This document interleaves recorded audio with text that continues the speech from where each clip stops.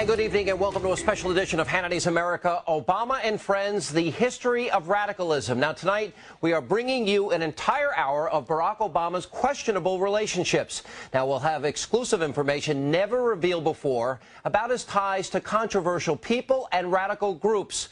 Now first on the rundown, Barack Obama and his mysterious college years. Barack Obama is said to be a great speaker. Tonight I speak to you not as a candidate for president, A politician with impressive oratory skills. and that's what I intend to do. But there's one thing the articulate and well-spoken presidential candidate is mum about, and that's his college years. Now, we know he spent 2 years studying in California at Occidental College, about which he told Newsweek magazine, quote, "The 2 years I spent there were a dead end." Then he moved on to New York and Columbia University, and that's where the roadblock begins. It seems he's gone to great lengths to keep his college years a secret. One of the few details that Obama mentions about his time in New York is his roommate, a Pakistani he calls Sadiq in his book. He was dabbling in cocaine at the time he was living with Obama. Siddiqui maintains that they did not do drugs together. Obama has admitted that he, too, dabbled in drugs. I spent the last 2 years of high school in a daze, drank beer heavily, and tried drugs enthusiastically. But he says he stopped shortly after his father's death. Now, Fox News tracked down Sadiq, whose real name turned out to be Sehol Siddiqui, but he refused to talk to us. David Bossie of Citizens United believes that when it comes to answering questions involving his controversial past, for Obama, it's business as usual. Barack Obama definitely has something to hide. Many believe it was during these formative college years that his radical beliefs and relationships began. Barack Obama and Barack Obama's campaign will not release any information on his time at Columbia or Harvard, and will not allow Columbia or Harvard to release any information. So we're really dealing with, with very limited information. Even the Obama-friendly New York Times has reported that, quote, Obama declined repeated requests to talk about his New York years, release his Columbia transcript, or identify even a single fellow student, co-worker, roommate, or friend from those years. One of the most sought-after pieces from Obama's college past is his senior thesis. Try and find that, and you'll come up with the same thing. Nothing. No one has found a copy of it. We have not been able to uncover it, and we've actually put ads in newspapers trying to find it. So why wouldn't Obama want us to see his thesis? The title of his senior thesis was Soviet Nuclear Disarmament in 1983, at the height of the Cold War. At the time, the very time President Reagan was putting forth policies of peace through strength. What did Barack Obama believe? And this comes at the same time where he says he would sit down unconditionally with North Korea, with Iran. The notion that somehow not talking to countries is punishment to them, which has been the guiding diplomatic principle of this administration, is ridiculous. So what is Obama trying to hide? Is he afraid his Columbia transcript and his senior thesis will reveal average grades, or is he trying to hide a blossoming radical philosophy? And what about his time at Harvard? We know that Obama became president of the Harvard Law Review, but we know very little else about his time at the prestigious law school. We don't have a copy of anything at the Harvard Law Review with Barack Obama's name on it. And how did he get into the ultra-exclusive Harvard Law School anyway? Percy Sutton, who's a former borough president of Manhattan and a former lawyer for Malcolm X, may have inadvertently given us the answer. In an interview with a local New York City news station, Sutton said that a known radical extremist with ties to the Saudi government personally asked him to help Obama get into Harvard. I was introduced to him by a friend who's raising money for him. The friend's name is Dr. Khalid Al-Mansour. This explosive interview and piece of evidence appears to connect Barack Obama to Dr. Khalid Al-Mansour, a top advisor to a key Saudi Arabian official and a former mentor to the Black Panther Party. Al-Mansour is a name that most Americans are not familiar with, but he is a familiar figure in African American communities here in the United States and Muslim communities around the world.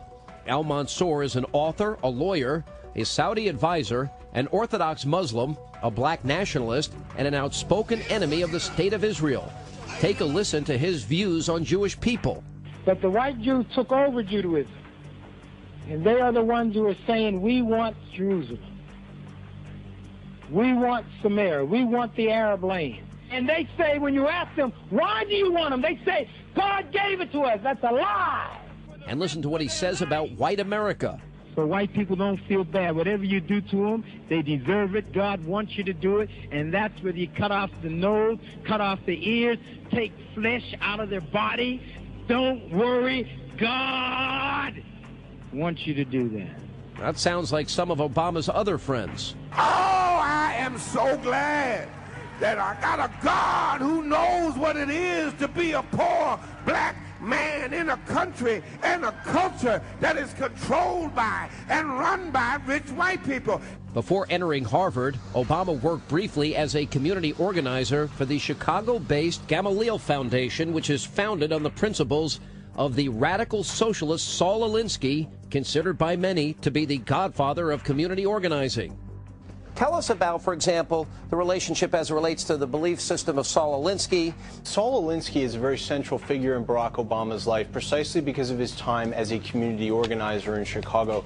The community organizing he's involved in, a lot of people hear that community organizer. They get a very different picture from what this is. If you read Alinsky's Rules for Radicals and Reveille for Radicals, what you find is a philosophy that's very calculating. How can I manipulate people into following a certain course of action that I want them to take? That is his, that's the underlying philosophy here. This is a formative time in his life. He refuses to answer any questions. His campaign refuses to answer any questions. And the American people have the right, and we must demand to know why he did that. What influences? Was it Saul Alinsky? Was it any other socialist? We know he went to socialist speeches and activities. What were his activities? Who was he associating himself with? And what was he listening to? What were his influences? So those are the questions we need to know before we make an educated decision in November. Obama's reluctance to talk about, quote, the college years adds to the growing suspicions of many that the Illinois senator has a background in radicalism that he'd rather not talk about. Keep moving. And coming up next, Barack Obama, the community organizer. Now, was this the beginning of a grand scheme perpetuated by radicals? You'll be hearing from a man who says it is. And then the senator is trying to hide his ties to Weather Underground leader William Ayers, but we'll expose the truth behind his relationship with the admitted unrepentant terrorist. Coming up. Now, much has been made of Senator Obama's community organizing days. Now, he says it was a life-altering experience that prepared him to lead America. But our next guest reveals the background story of how community organizing is part of a grand scheme perpetuated by none other than William Ayers. A lot of people don't know what a community organizer is, and in fact, I didn't know what a community organizer was entirely when I became one. I had been inspired by the civil rights movement and the idea of people working at a grassroots level to bring about change, to get people involved in shaping their own destiny. Well, community organizing definitely has shaped Senator Obama's destiny. In 1985, fresh from Columbia University, Obama returned to Chicago to become just that, a community organizer, a job he says qualifies him in part to hold the nation's highest office. But what exactly is a community organizer? After all, he didn't even know what it was when he started as one. I think a community organizer in Barack Obama's case was somebody that was in training for radical overthrow of the government. You have to really stretch to believe his story. When he was living in New York City, he was earning $50,000 or $60,000 a year, and he left this to come to Chicago, to a city where he knew no one, to suddenly start, quote, organizing, unquote, people. In my opinion, Barack Obama had already been influenced by his radical ideology and philosophy, probably had met William Ayers in New York, and was coming here to lay the foundations for what he thought would be some sort of political movement that he would be a part of. Andy Martin is a Chicago-based internet journalist and author of the book Obama, the Man Behind the Mask. Now, he makes the explosive claim that Obama's role as community organizer was a political staging ground perpetuated by the unrepentant terrorist William Ayers. My view is that the community organizing was actually kind of a sham event, that really Bill Ayers was testing him. Because the way these radicals work, they don't give you a big project until you've passed muster with a small project. And so they sent him out to Chicago to see what he would do. He passed the test. I decided to become a community organizer. I'll organize black folks at the grassroots. It was in these neighborhoods that I received the best education that I ever had. Between June of 1985 to May of 1988, Barack Obama served as a director of the Developing Communities Project. That's a church-based community organization on the city's far south side, and his first true test as a community organizer. Obama has said his success there included helping to set up a job training program at a local steel plant and a tenants' rights organization at a local housing project. He had virtually no impact in his so-called community organizing career, except to lay the foundation for his future radical associations. It was then also, I believe, that he was exposed, perhaps by Louis Farrakhan, to Khalid al-Mansour, because it's while he's a community organizer that Khalid al-Mansour starts raising money to promote Obama to Harvard Law School. So obviously, in Ayers' mind and al-Mansour's mind, Obama had proven his reliability. He was somebody that could be trusted to do what he was told, and all of a sudden, they now are going to take him to the next level. All that comes out of the years in Chicago. Obama wasn't organizing a community. He was organizing his career and organizing his life step to the next level. That's all he did in Chicago. The Chicago years proved formative. From his early days as a community organizer to the present, Senator Obama surrounded himself with the city's most radical elements. One need look no further than his current neighborhood, and we sent our own Ainsley Earhart to check it out. This is the elite Kenwood community here in Chicago, and I'm actually walking down Barack Obama's street. You can see behind me Secret Service and police officers are blocking it off so we can't get too close. Back in 2005, Barack Obama purchased the house for $1.65 million. It was a controversial deal. Coincidentally, he bought it the same day that the Rezko family purchased the land next door. And it just so happens they live half a mile from William Ayers, the unrepentant terrorist part of the Weather Underground. And this is it. Would he be interested in interviewing with us? And just down the street from those homes is the house of Louis Farrakhan, the leader of the Nation of Islam. There have been numerous reports linking Senator Barack Obama with Farrakhan and the people of his church. It's this neighborhood and in this house, home to William Ayers and Bernardine Dorn, that Obama was first introduced to the city's most influential radicals and liberals back in 1995. That gathering was the beginning of Obama's rapid rise from community organizer to a man one step away from becoming your next president. You know, there's a model for all this, and the model is Hugo Chavez. Bill Ayers has been to Venezuela and admires Hugo Chavez, the Venezuelan dictator. Chavez, in turn, learned from Fidel Castro in the Cuban Revolution.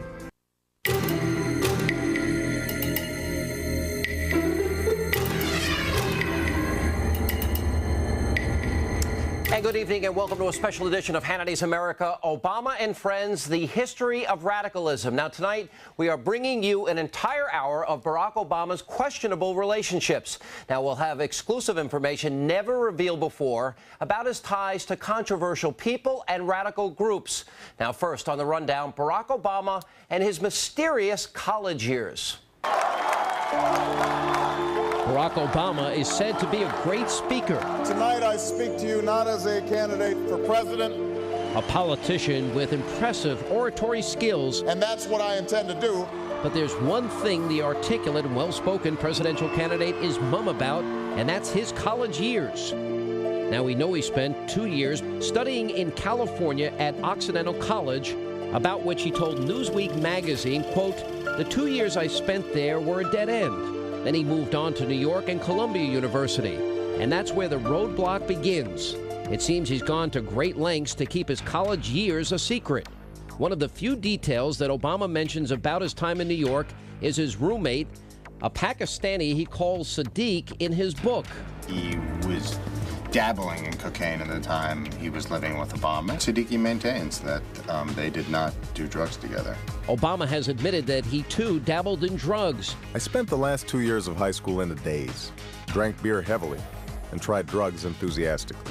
But he says he stopped shortly after his father's death. Now, Fox News tracked down Siddiq, whose real name turned out to be Sehol Siddiqui, but he refused to talk to us. David Bossie of Citizens United believes that when it comes to answering questions involving his controversial past, for Obama, it's business as usual. Barack Obama definitely has something to hide. Many believe it was during these formative college years that his radical beliefs and relationships began. Barack Obama and Barack Obama's campaign will not release any information on his time at Columbia or Harvard, and will not allow Columbia or Harvard to release any information. So we're really dealing with, with very limited information. Even the Obama-friendly New York Times has reported that, quote, Obama declined repeated requests to talk about his New York years, release his Columbia transcript, or identify even a single fellow student, co-worker, roommate, or friend from those years. One of the most sought-after pieces from Obama's college past is his...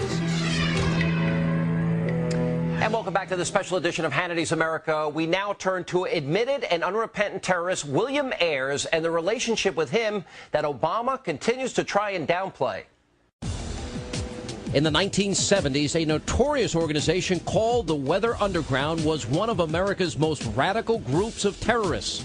Led by William Ayers, the Weather Underground was a violent anti-American group that was formed on the campus of the University of Michigan during the midst of the anti-war and civil rights movements.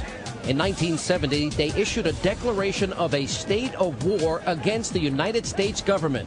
Members adopted different identities and plotted acts of terror that included the bombing of the U.S. Capitol, the Pentagon, New York City Police Headquarters, military recruitment centers, and several other government buildings. Eventually, they landed on the FBI's 10 Most Wanted list. While the group's main targets were the government establishments, one night in 1970, they made one very personal attack. It was on February 21st when William Ayers and the Weathermen went after John Murtaugh and his entire family. Murtaugh was presiding over the trial of another group of terrorists, 21 members of the Black Panther Party, who were indicted in a plot to bomb New York landmarks and department stores. February 21st, 1970. I had just turned 9 about 2 months earlier. It was pre-trial, jury selection. About 2 o'clock in the morning, our entire family, 4 of us, actually 5 of us, my sister, my brother, my parents, were awakened to 3 firebombs, carefully placed, 2 at the front entrance of the house, 1 by the back door underneath the tank of the family car. And by the way, the morning after, when the sunlight comes out, 3 sentences are revealed, blood red graffiti on the sidewalk, free the Panther 21, the Viet Cong have won, and kill the pigs. That's right. And it's also important to remember, Sean, that we were one of 3 sites bombed that night around New York City. It wasn't just our house. Yeah, no one ever caught or was tried for the attempt on your family's life here, because the one underneath the car literally was under the gas tank, right? That's right. That's right. And thank God a neighbor actually managed to put that out before it actually exploded. The Murtaugh family survived, but the Weathermen weren't finished yet. That same night, bombs were thrown at a police car in Manhattan and 2 military recruiting stations in Brooklyn, New York. Over the years, many members would turn and leave the group. The remaining fugitives operated underground. While on the run, William Ayers married fellow Weatherman terrorist Bernadine Dorn. In 1981, the two finally turned themselves in and were tried but not convicted because of prosecutorial misconduct. After the trial, Ayers and his wife tried to integrate back into society, and he went back to school, began teaching, and was also, quote, a community leader. It was his position as a, quote, community leader that would lead Ayers and Barack Obama to cross paths. It was in 1995 that Ayers and his wife hosted a political coming-out party at their Chicago home for a young Barack Obama. As you can now imagine, though, Obama is now downplaying his association with his radical friends. The Obama campaign describes the relationship between Obama and Ayers as quote-unquote friendly, but Hannity's America has discovered much more. Besides the coming out party in 1995, Senator Barack Obama also served as a director for the nonprofit Woods Fund of Chicago from 1999 to 2002, alongside his friend William Ayers. In addition, both Ayers and Obama have also appeared together at various public speaking engagements. In 2002, they spoke together at a forum in Chicago, sponsored in part by the University of Illinois, titled Intellectuals, Who Needs Them? Obama and Ayers were on a panel of just 6 people. It would seem that they are a little bit more than just, quote, friendly. But Obama continues to hedge and weave over this relationship. In April, during a primary debate, George Stephanopoulos asked Senator Obama about these ties. Can you explain that relationship for the voters and explain to Democrats why it won't be a problem? George, but this is an example of what I'm talking about. This is a guy who lives in my neighborhood, who's a professor of English in Chicago, who I know and who I have not received some official endorsement from. He's not somebody who I exchange ideas from on a regular basis. And the notion that somehow, as a consequence of me knowing somebody who engaged in detestable acts 40 years ago when I was 8 years old, somehow reflects on me and my values doesn't make much sense, George. But as Obama tries to downplay their relationship and distance himself from the unrepentant terrorists, we cannot forget this past that he's trying to bury. We also must remember that Obama and Ayers do have a history together, and Ayers still refuses to apologize for his horrific acts of terror. In fact, of all days, September 11, 2001, the very day the United States was attacked by Muslim extremists, Ayers told the New York Times, quote, "I don't regret setting bombs. I feel we didn't do enough," unquote. When asked if he would do it all over again, he said, quote, "I don't want to discount the possibility." So it looks like we just have another case of Obama and his radical friends and their history of radicalism. And joining us now is Larry Krathwohl. Larry, welcome to Hannity's America. Thanks for being with us. Glad to be here. A phenomenal story. For a year, you infiltrated the Weather Underground. You know and knew personally Bernardine Dohrn and Bill Ayers. You began working for the FBI. You even moved into the home of the Weather Underground, right? And that included Bill Ayers. You lived with him. Yes, I did. For a year. Tell us about that time. Well, I was, after the group went underground in December 1969, I was assigned to various cells in Detroit, Michigan, Madison, Wisconsin, Buffalo, New York. During those periods, I lived with various members of the group in which Bill was the leader and would either stay with us or leave and come back and take charge of the group. Now, you were there with Bill Ayers and sat at a kitchen table, and he specifically not only taught you how to build a bomb, but actually drew pictures of it and actually told you what cities to target, correct? Yes, when we were in Detroit, 2 targets were picked out, the Detroit Police Officers Association building in the 13th Precinct. There was some kind of a trial going on involving police officers. And he told us what buildings we should bomb. He assigned the people to the various locations. And when I objected, because the DPOA building was next door to a restaurant, and then it was my belief that the bomb would kill more people in the restaurant than anyone in this old brownstone building in Detroit, he told me that in a revolution, innocent people have to die. We really appreciate you being with us on Hannity's America. Thank you, sir. And coming up, he sat in the pews of Jeremiah Wright's church for over 20 years. But how close was Senator Obama to his former pastor? We examine their relationship coming up next. And then this man is a former employee of the Palestinian Liberation Organization who openly speaks about the destruction of Israel. We're going to tell you about his connection to Obama. That's coming up straight ahead on this special edition of Hannity's America. And welcome back to the special edition of Hannity's America, Obama and Friends, the history of radicalism. The outrageous sermons preached by the Reverend Jeremiah Wright and Father Michael Pfleger sent shockwaves throughout the country. Now tonight we examine just how close Senator Obama is to these controversial leaders. His controversial associations have plagued his political campaign, but there was one that almost brought his White House hopes to a halt. It was his relationship with his pastor of more than 20 years, the Reverend Jeremiah Wright. Barack Obama first met Wright in the late 1980s when he was a community organizer in Chicago. While sitting in the pews for over 2 decades, Barack Obama was heavily influenced by the radical pastor.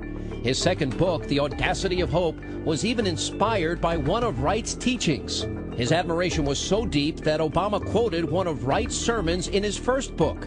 Where white folks' greed runs a world in need, apartheid in one hemisphere, apathy in another hemisphere.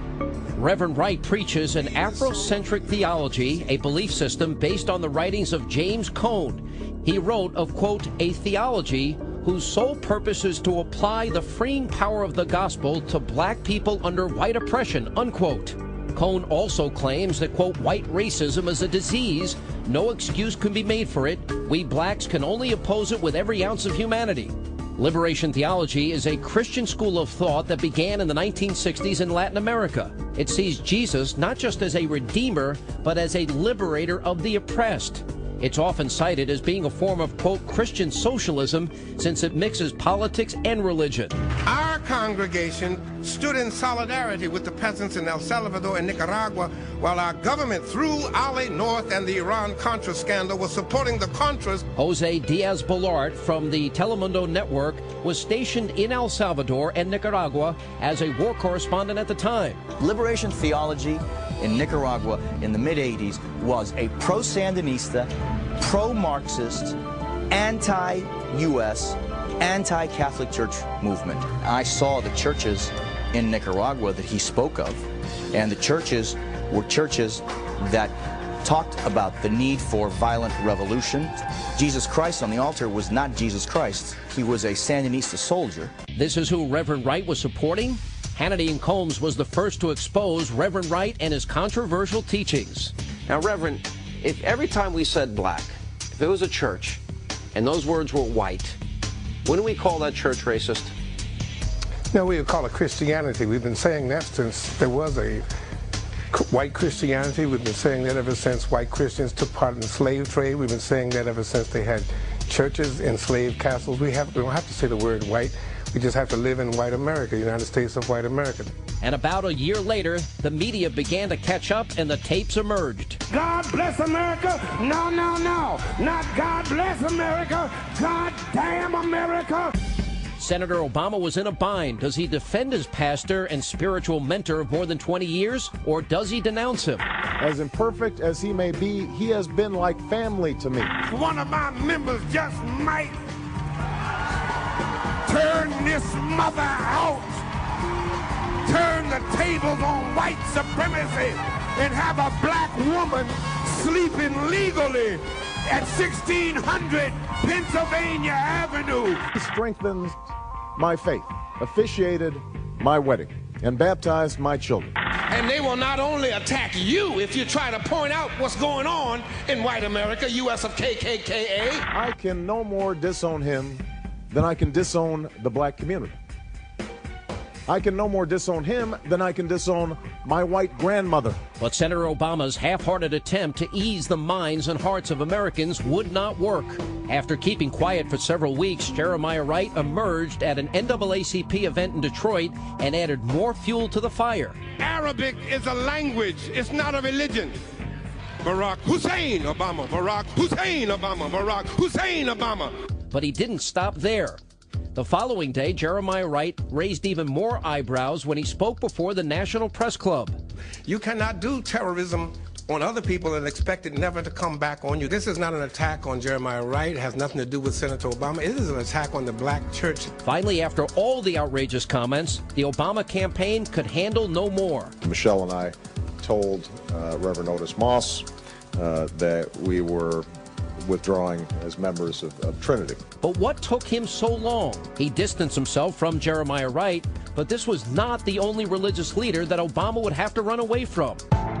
At the same time that Reverend Wright's explosive comments were playing around the country, Father Michael Pfleger emerged onto the scene. Father Pfleger, a Catholic priest, is also a community organizer and activist in Chicago. He made headlines back in May when he gave this racially charged sermon at Trinity United Church of Christ. When Hillary was crying, and people said that was put on, I really don't believe it was put on. I really believe that she just always thought, this is mine. And then out of nowhere came, hey, I'm Barack Obama. And she said, oh, damn, where did you come from? I'm white. I'm entitled.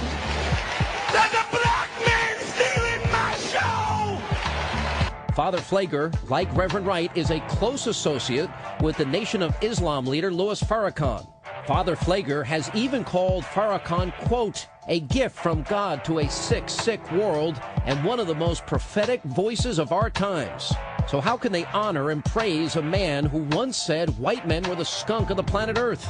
And I'll be damned if I'm going to sit back while you tear down Farrakhan and Jeremiah Wright. How dare you! But just how close are Father Pfleger and Barack Obama? Well, back in 1999, Pfleger supported Obama during his run for the state Senate. The records also show that Pfleger contributed thousands of dollars to his campaign. Obama also steered a $100,000 state grant into Pfleger's affiliated programs back in 2000. And if that's not enough proof, Father Pfleger was once a member of the, quote, Catholics for Obama committee. It seems Barack Obama thought it was acceptable to be associated with Wright and Pfleger when it was political convenience, but discarded them when they turned into a political liability.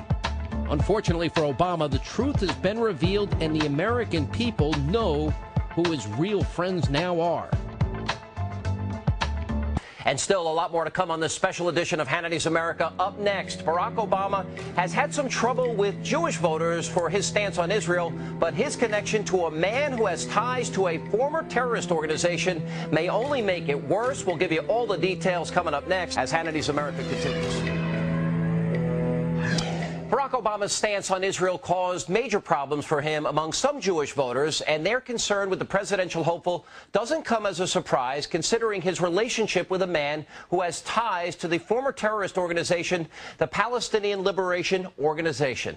Senator Barack Obama, with his occasional American flag pin on his lapel, spoke in front of Jewish voters at a synagogue in Florida. He wanted to reassure them of his personal commitment to Israel, but his loyalty was quickly called into question. You also characterized you and your wife's personal relationship with Rashid Khalidi, an avowed anti-Israel scholar at Columbia. You mentioned Rashid Khalidi, who's a professor at Columbia. I do know him because he taught at the University of Chicago. And he is Palestinian. And I do know him, and I have had conversations. He is not one of my advisors. He's not one of my foreign policy people. His kids went to the lab school where my kids go as well. He is a respected scholar, although he vehemently disagrees with a lot of Israel policy. As another radical relationship comes to light, Senator Obama is minimizing his association with Rashid Khalidi, an allegedly former member of a terror organization. Rashid Khalidi today is a professor at Columbia, earlier was professor at the University of Chicago, but before that he was an employee of the Palestinian Liberation Organization. And he was an employee of the PLO back when it was a designated terrorist organization. In 1982, the New York Times referred to him in an article on June 9th of that year as director of the Palestinian news press agency. And other references subsequent suggest that he was an employee of the PLO at a time when the PLO was, as I say, a designated terrorist organization by the U.S. government. Today, Rashid Khalidi is the head of the Middle East program at Columbia University. Not surprisingly, he helped coordinate Mahmoud Ahmadinejad's speech at the school, who said Israel should be wiped off the map. The Palestinian activist is an outspoken critic of the United States who mourns the establishment of Israel as a, quote, catastrophe. He has justified terrorism by Palestinians against Israeli soldiers in the West Bank on the grounds that what he called resistance to occupation is legitimate in international law, unquote. In other words, terrorism okay if it's against soldiers. Daniel Pipe says a financial web connects Senator Obama to the former PLO agent. It's also clear from the record that they had a financial connection, and that Obama sat on the board of a foundation, the Wood Fund, that gave money in 2 successive years, 2001, 2002, to an organization, the Arab American Action Network, that Rashid Khalidi co-founded and his wife directed. And the other direction, Khalidi held a fundraiser, a political fundraiser for Barack Obama in 2000. So they were helping each other financially. The foundation that Pipes referred to is the Chicago-based Woods Fund that both Obama and the unrepentant terrorist William Ayers co-chaired. Incidentally, Khalidi thanks Ayers in his book, Resurrecting Empire, saying that Bill was particularly generous in letting me use his family's dining room table to do some of the writing for the project. Ayers and Obama reportedly approved $70,000 to Khalidi's Arab organization. I think the financial relationship between Khalidi and Obama is important because it points to their relationship not just being social, intellectual, but having a deeper base, that they are people who are working together towards the same end. In 2003, Barack Obama held a lavish farewell dinner for Khalidi before he left for Columbia University. The Los Angeles Times reported on the event in April of this year. The headline, "Allies of Palestinians see a friend in Obama." Here's what the paper said, quote, "A special tribute came from Khalidi's friend and frequent dinner companion, the young state senator Barack Obama." Speaking to the crowd, Obama reminisced about meals prepared by Khalidi's wife, Mona, and conversations that had challenged his thinking. That night, Obama said his conversations with the Khalidis served as, quote, "consistent reminders to me of my own blind spots and my own biases. It is for that reason that I'm hoping that for many years to come, we continue that conversation, a conversation that is necessary not just around Mona and Rashid's dinner table, but around the entire world," unquote. The Nation magazine published an opinion piece by Khalidi titled "Palestine, Liberation Deferred." The piece opens with Khalidi characterizing the Palestinian question as a, quote, "running sore." 5 days after, in the Atlantic magazine, Senator Obama responded in a similar manner, saying, quote, "This constant sore does infect all of our foreign policy." Coincidence? Or is Khalidi influencing Obama's Middle East talking points? Khalidi went on to suggest in his piece that Israel carried out ethnic cleansing of Palestinians. Hannity's America reached out to both Rashid Khalidi and Barack Obama. Both declined our request for comments. But as Barack Obama continues to grapple with his foreign policy vision, Jewish voters like the gentleman you heard from earlier are clearly concerned about the presidential candidate, as well they should be. After all, Obama's relationships with these types of people has even brought in support from terrorist organizations like Hamas. Hamas is an outspoken enemy of Israel's and has been very vocal about seeing Israel come to an end. In an interview earlier this year, Ahmed Youssef, chief political advisor to the prime minister of Hamas, said, quote, "We like Mr. Obama, and we hope that he'll win the election. Why? He has a vision to change America. But if Obama has a vision to change America the way Hamas thinks is good, we all have something to worry about." And coming up, Barack Obama's earliest work experience was with an organization considered to be the largest radical group in America. We'll tell you who they are and what he did for them coming up right after the break. As we all know, Barack Obama is very proud of his background as a community organizer in Chicago. Tonight, Hannity's America takes a deeper look at an organization that he had and has very close ties to, a highly controversial group called ACORN. Democratic presidential nominee Barack Obama says his experience as a Chicago community organizer shaped his political views and helped prepare him for the highest office in the land. But as much as he wants to inflate the importance of his neighborhood experience, he barely mentioned one of the groups that he worked most closely with during that time, the Association of Community Organizations for Reform Now, otherwise known as ACORN. ACORN is a grassroots organization considered by some to be the largest radical group in America. Under the guise of helping low-income families and neighborhoods, ACORN uses shady tactics and intimidation to get what they want. Right now, this ultra-liberal political machine is under investigation on charges of voter fraud. Acorn employees have been implicated in vote fraud investigations in several states. In Wisconsin, 37 of their employees have been investigated. One, I believe, was indicted this week. In Texas, 2 out of every 5 of their voter registrations in Houston are suspect, may not be valid. In North Carolina, they registered a 14-year-old boy. In Pennsylvania, a former Acorn employee has been indicted for perjury and identity theft. And that's just the beginning. This shady organization has been involved in voter fraud schemes all over the country for years. Last year, the prosecutors in Seattle, Washington said that Acorn was at the center of the biggest voter registration fraud in the state's history. People had gone to the county library, they had taken phone books, and they had filled out voter registration cards. Of 1,800 cards they submitted, only six were valid. But Acorn's dirty dealings go beyond just voter fraud. Back in the 1990s, they used strong-arm tactics to force banks to give high-risk loans to low-income borrowers with bad credit. Acorn uses militant tactics. They call it direct action. Sometimes Acorn will actually send people to a bank official's home. They'll scare him, they'll scare his kids.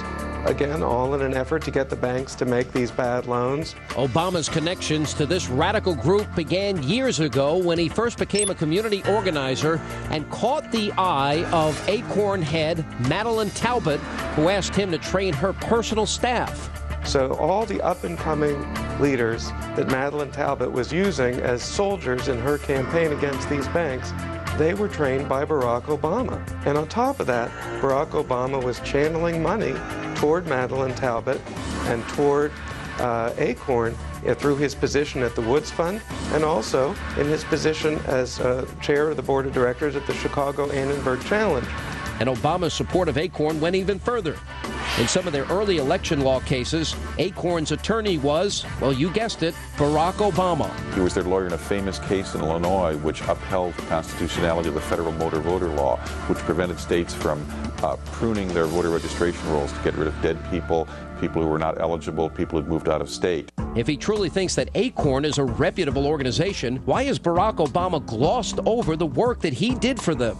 Is he trying to distance himself from the radical group's methods of persuasion? Well, Obama may not have physically participated in their obvious scare tactics, but that doesn't mean that he wasn't involved. Barack Obama helped to plan an operation where protesters would come and break into a meeting and surprise some businessmen who were sitting around a table and sort of surround them and just stand there silently. Then they all filed out. Well, they didn't do anything physical, but clearly they were intimidating this board of directors. And what did Barack Obama get out of this cozy relationship with Acorn? A lot of the Acorn organizers that he had helped to train ended up working for Obama in his first campaign and in his early campaigns as precinct organizers going to get out the vote. Now, that technically it would be illegal for Barack Obama to channel nonpartisan foundation money to Acorn and then have Acorn act as an election arm of Barack Obama's campaign. The Illinois senator's connections to this radical group are still going strong. The Obama campaign recently paid more than $800,000 to the Citizen Services, Inc. Now, that's a subsidiary of Acorn for, quote, get out the vote projects. Now, up until then, Acorn has managed to fly below the radar, but their dangerous practices are coming back to haunt them and the rest of the country. The economic crisis facing the nation is due in large part to this disastrous decision by financial institutions Fannie Mae and Freddie Mac to buy up risky loans from small banks. But it's groups like Acorn that force those banks to give out those loans in the first place. Up to now, we've been looking at this whole process from the top down. We've been seeing the Wall Street connection, the Fannie Mae and Freddie Mac connection. But if you look from the ground up, that's where Acorn has been the driving force. And Barack Obama has been with them every step of the way. It seems if the Illinois senator wants voters to believe that he has the answer to the nation's economic crisis, then he needs to distance himself from the group that he once represented. I think understanding where Barack Obama is coming from would make any voter think twice about whether he's the right person to solve this problem. Barack Obama says he wants to transcend partisan politics. Barack Obama says that he wants to reach out and work with people on the other side of the aisle. Barack Obama says he would be a moderate president. But his alliance with Acorn belies all of those statements. His alliance with Acorn indicates that some of his closest allies are radicals who want to dramatically change the American economy and push for higher taxes and bigger government. Acorn heirs Jeremiah Wright. Obama's list of friends reads like a history of radicalism.